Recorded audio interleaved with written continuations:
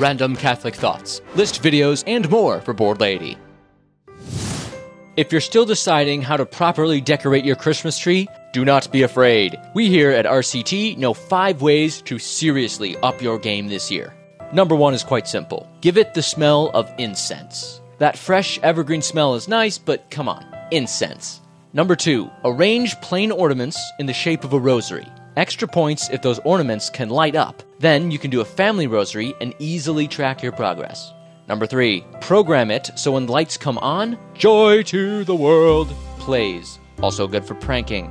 Number 4, place a more biblically accurate angel on top. You can also reuse this as a Halloween decoration if you want. And finally, number 5, expert level decoration here. Arrange the lights so they spell Gloria in Excelsis Deo. That's all we got. How do you Catholic up your Christmas tree? Let us know in the comments.